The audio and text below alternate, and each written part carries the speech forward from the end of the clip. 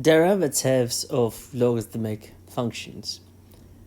So the rule is that the derivative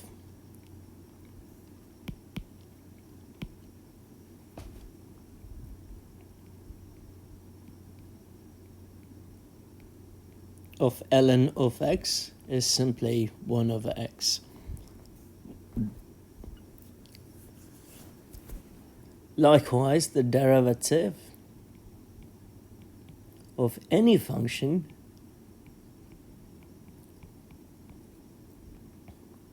is 1 over x multiplied by the derivative of f of x. That's just the chain rule of, it's 1 over f of x multiplied by the derivative of f of x, which is f prime of x. So here we have to find the derivative of ln x raised 8. There are two approaches in which we could find the derivative. Approach 1, use the power rule of logarithms, move the 8 to the front. So we have 8 ln of x. So y prime would simply be 8 multiplied by the derivative of ln of x, which simply is 1 over x. So the answer is 8 over x. Approach 2, on the other hand, would treat x raised 8 as a function of x. And if it is a function of x, the derivative of that function is simply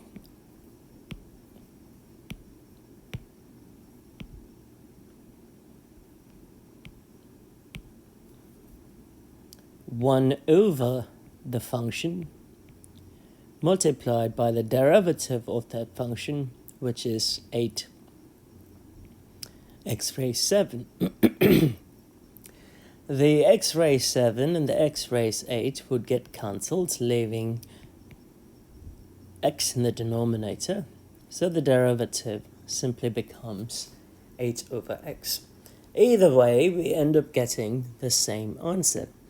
So in this case, it is simply a matter of choice. In the second problem, where the natural logarithm of x squared plus 3 is given, we can't split the natural logarithm in this case. So all of x squared plus 3 is a function of x. So we know the derivative if we have a function of x.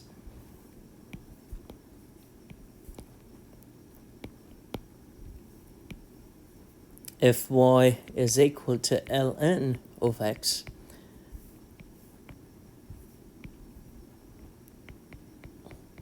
f of x, then y prime is ln, the derivative of ln of f of x. That would be 1 over f of x multiplied by the derivative of the function. So the function that we have here is x squared plus 3. So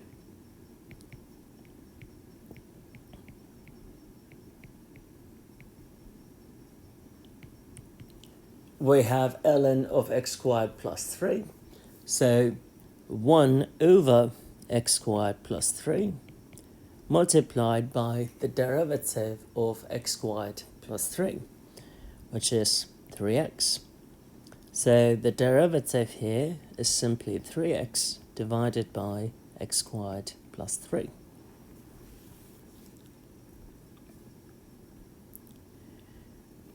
So here we have a case where we have to use a bit of the properties of logarithms to get the derivative. So ln of the fifth root of 1 minus 2x is simply ln of 1 minus 2x raised 1 over 5, which, if we use the power rule of logarithms, that 1 over 5 is going to come to the front, and we have ln of 1 minus 2x. So the derivative is not going to affect the 1 over 5, and we have to take the derivative of ln of 1 minus 2x, which is 1 over 1 minus 2x, multiplied by the derivative of 1 minus 2x, as 1 minus 2x is actually a function of x. So its derivative is simply negative 2. So we could write this as negative 2 divided by 5 times 1 minus 2x. Here we have a case where we have ln of x squared raised 2. Note that ln of x squared is a function, and within that, x squared is another function. So the very first step would be to use chain rule. So the derivative of ln of x squared is ln of x squared raised 2 minus 1 multiplied by the derivative of ln of x squared, which is ln of x squared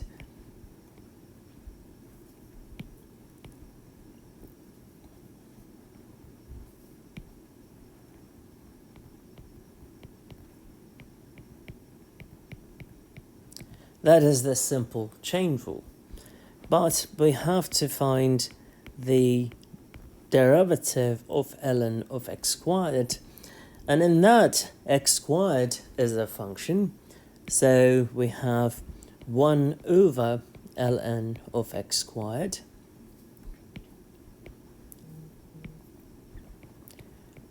multiplied by the derivative of the function that is inside the logarithm, which would give us 2x. So the ln of x squared will get cancelled, and the answer would simply be 2x.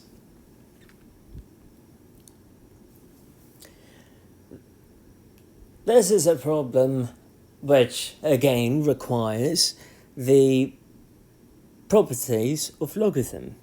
So ln of x times 2x plus 3 squared can be written as ln of x plus ln of 2x plus 3 squared.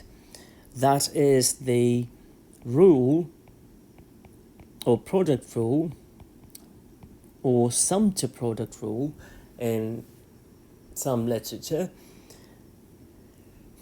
needs to be applied first to y.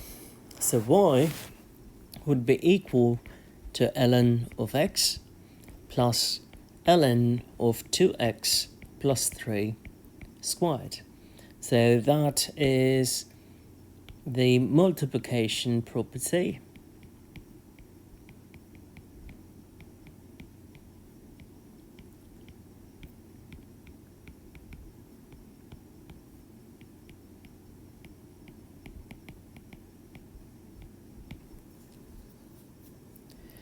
And the next step would be to use the power rule.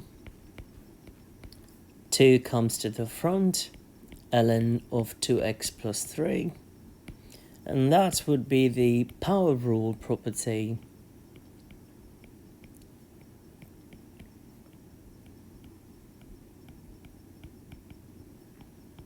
of logarithms.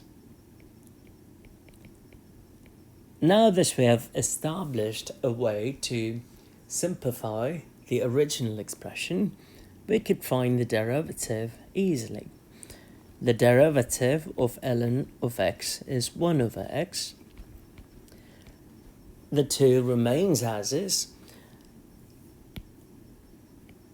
2x plus 3 is a function that is inside the natural logarithm.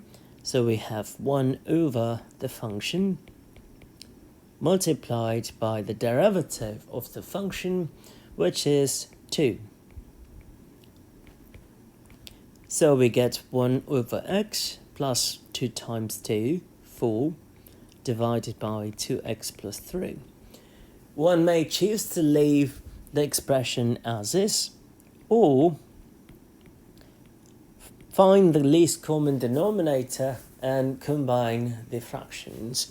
So the least common denominator is x times 2x plus 3. So I'm going to multiply and divide the first term by 2x plus 3 and the second term by x. And now that I have a common denominator, I can combine the numerators, 2x plus 3 plus 4x, which would give us 6x plus 3 divided by x times 2x plus 3.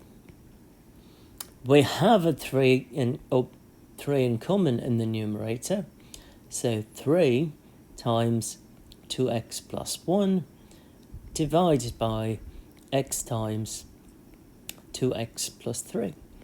And that would be the derivative. You may leave it as is, or you can do a bit of algebra and rewrite it the way I wrote it.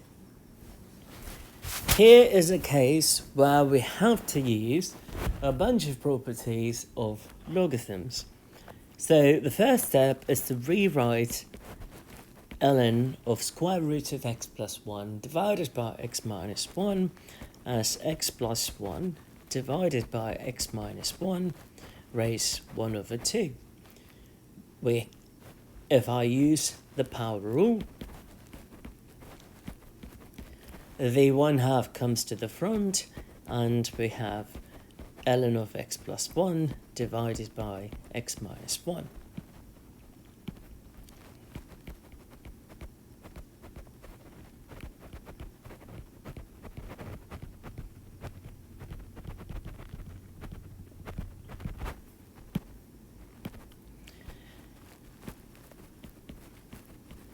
And differentiating ln of x plus 1 divided by x minus 1 directly is not the easiest approach. So we make use of another property of logarithms, where if we have logarithm of one function divided by another, we could write that as ln of x plus 1 minus ln of x minus 1.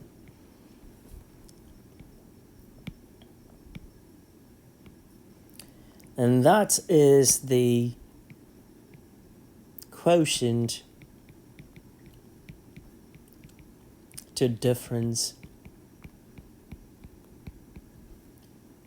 rule of logarithms. Now we could take the derivative easily. So y prime would be 1/2 derivative of ln of x plus 1, and we've got to note that that is a function and that is also a function. So ln of x plus 1 would be x plus 1 multiplied by the derivative of x plus 1, which is 1. Derivative of ln of x minus 1 is 1 over x minus 1 multiplied by the derivative of x minus 1, which is also 1. So the derivative happens to be 1 over x plus 1 minus 1 over x minus 1. One may choose to leave the answer as is, but it is always best to combine, do a bit of algebra, and make things look better. So y prime is 1 over 2. We have to get a common denominator. The common denominator is x plus 1 multiplied by x minus 1. So I'm going to multiply and divide the first fraction by x minus 1 and multiply and divide the second rational function by x plus 1 times x minus 1.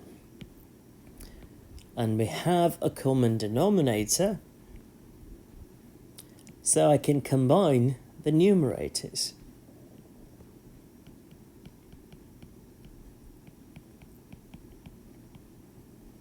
The numerator now is x minus 1, distribute the negative, we have minus x minus 1.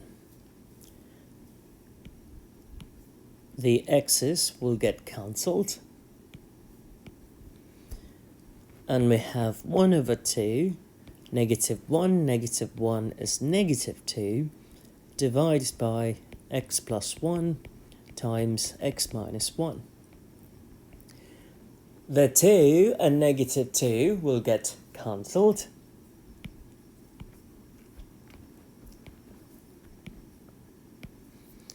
which would result in negative 1 divided by x plus 1 times x minus 1.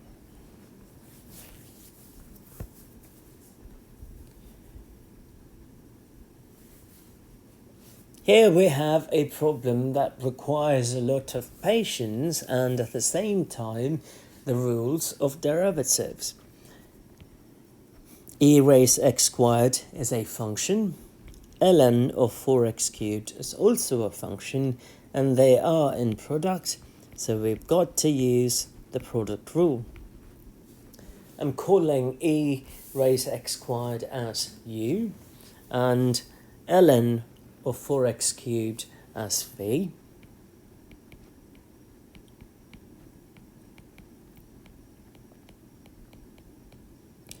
So the derivative of e raised x squared is e raised x squared multiplied by the derivative of x squared, which is 2x. V prime is the derivative of ln of 4x cubed, which is a function. Therefore, we would have 1 over 4x cubed multiplied by the derivative of 4x cubed, which is 12x squared. The 4 and the 12 would get cancelled. The x squared and x cubed will get cancelled, giving us v prime. Therefore, v prime is 3 over x. And now we could use the product rule to find the derivative. Y prime is uv prime plus v u prime. U is e raised x squared. V prime is 3 over x. V is ln of 4x cubed. And u prime is e raised x squared times 2x. We have e raised x squared in common between those two terms, so I could pull that out, leaving behind 3 over x plus ln of 4x cubed times 2x. So in this problem, one may say, perhaps I could use a bit of algebra to combine the terms, but it is not necessary here, as combining the terms wouldn't necessarily make this expression look less complex. But if we intend to do so, we could write the answer as y prime is equal to e raised x squared 3 over x, and multiply and divide the second term by x so that we have a common denominator. So y prime would equal to e raised x squared multiplied by 3 over x plus ln of 4x squared multiplied by 2x squared divided by x, which we could combine and write it as 3 plus 2x squared ln of 4x squared divided by x. So, as I mentioned earlier, the complexity of that expression is not much different from the complexity of that expression. Both of them are derivatives, so it is not necessary for us to try and simplify, so either answer would be perfectly fine. In this problem, we have ln of 1 plus ex divided by 1 minus ex. So the very first step here would be to use the properties of logarithms and split the numerator and the denominator. So ln of 1 plus x over 1 minus x could be written as ln of 1 plus e raised x minus ln of 1 minus e raised x. Now we could take the derivative y prime. Those are functions of x, therefore we have 1 over 1 plus e raised x multiplied by the derivative of 1 plus e raised x, which would give us e raised x, minus the derivative of ln of 1 minus e raised x is 1 over 1 minus e raised x multiplied by the derivative of e raised x. So we have e raised x in common, so we have e raised x that we can pull out. 1 over 1 plus e raised x minus 1 over 1 minus e raised x. And let us try to combine the two fractions as the denominators look different. We have to use the LCD. The LCD is simply the product of the denominators. So I'm going to multiply and divide the first rational expression by 1 minus e raised x. And I'm going to multiply and divide the second rational expression by 1 plus e raised x. And now I have a common denominator. So y prime would be equal to e raised x. The common denominator, 1 plus e raised x times 1 minus e raised x. And we shall simply combine the numerators. We have 1 minus e raised x minus 1 minus e raised x. The ones would get cancelled, which would give us e raised x times negative 2 e raised x divided by 1 plus e raised x multiplied by 1 minus e raised x.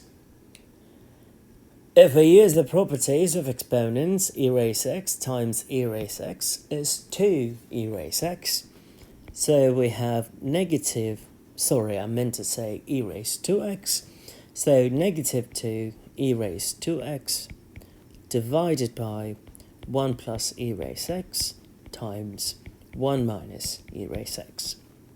So key things to remember when we take derivatives of logarithms are looking for an opportunity to use properties of logarithms.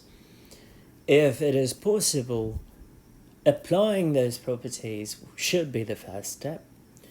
The second step is if we have a function within the logarithm, then you find the derivative of logarithm as if you'd find the derivative of ln of x, but make sure to multiply the derivative of the function to get the proper derivative. And that is simply an extension of chain rule. And lastly, try to simplify the answer if you think the problem or the answer would be a bit easier on the eyes than the original form. For instance, the derivative here looks huge, sort of messy, but when I combined it, did a bit of algebra, it turns out to be pretty easy, or it is a shorter expression. So those are the key things that one has to keep in mind when finding the derivative of logarithms.